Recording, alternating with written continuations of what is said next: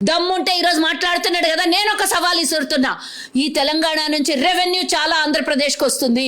మరి అదే తిరుమల తిరుపతి దేవస్థానాల్లో మీరందరు ఇక్కడ బతుకుతున్నందుకు, మీరందరి నివాసాలు ఇక్కడ ఉన్నందుకు, మీరందరు ఇక్కడ వ్యాపారాలు చేసుకుంటున్నందుకు తిరుమలలో మాకు 30% వాటా ఇయ్యండి. ఇప్పుడు తిరుమలలో 30% వాటా ఇయ్యండి మాకు. ఇచ్చేయండి సార్. తీసుకో అక్క, 30% వాటా సరిపోతుందా అక్క? 50% తీసుకో. ఆంధ్ర వాళ్ళు వచ్చి తెలంగాణలో బ్రతుకుతున్నందుకు తిరుపతి దేవస్థానం నుండి నీకు 30% వాటా కావాలంటున్నావు కదక్క.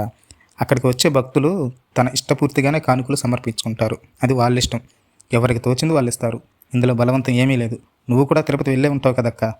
అక్కడికి నువ్వు భక్తితో వెళ్ళావా, కమర్షియల్ ఆలోచనలతో వెళ్ళావా, లాభాలు వాటాల కోసం వెళ్ళావా? ఆంధ్ర వాళ్ళు తెలంగాణలో బ్రతుకుతున్నారు అంటున్నావు, కరెక్టే. వాళ్ళు బ్రతుకుతున్నారు, తెలంగాణను బ్రతికిస్తున్నారు. ఈ పిచ్చి ఆలోచనలు మీ నాయకులకే వస్తాయి ఎందుకు? తెలంగాణ ప్రజలకు రావెందుకు? ఎందుకంటే వాళ్ళు కల్మషం లేని మనుషులు.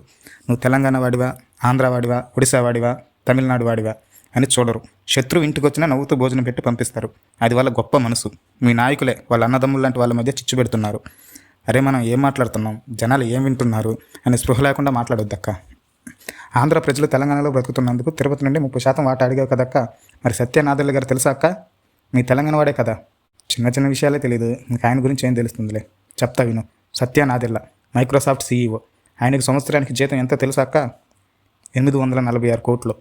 ఆయన అమెరికా వెళ్ళి అంత సంపాదిస్తున్నాడు కదక్క. అక్కడే బ్రతుకుతున్నాడు. మన తెలంగాణ వాడే.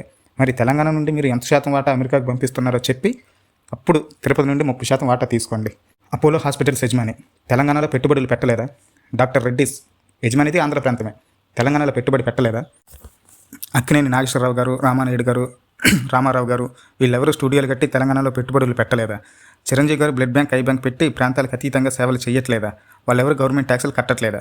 వాళ్ళు కట్టే ట్యాక్సులు కొన్ని వేల కోట్లు ఉంటాయి కదక్క. మహారాష్ట్ర నుండి ఇక్కడికి వచ్చి చాలామంది బ్రతుకుతున్నారు కదా మార్వాడీలు. మరి షిరిడీ నుండి ఎంత వాటా పంపిస్తున్నారు మన తెలంగాణకు? అలాగే మహారాష్ట్రకి వెళ్ళి మన తెలంగాణ వాళ్ళు ఎంతమంది బ్రతుకుతున్నారు? మహారాష్ట్రకి ఎంత వాటా మన తెలంగాణ నుండి వెళ్తుంది చెప్పక్క. ప్రపంచంలోని పెద్ద ఫిల్మ్ స్టూడియోగా గిన్నిస్ వరల్డ్ రికార్డ్ ఎక్కి తెలంగాణ పేరు ప్రపంచానికి తెలియజేసింది మన రామోజీరావు గారు నిర్మించిన రామోజీ ఫిల్మ్ సిటీ. ఆయన కూడా ఆంధ్రవాడే. తెలంగాణలో పెట్టుబడి పెట్టలేదా? ఎంతమందికి పని కల్పించారు?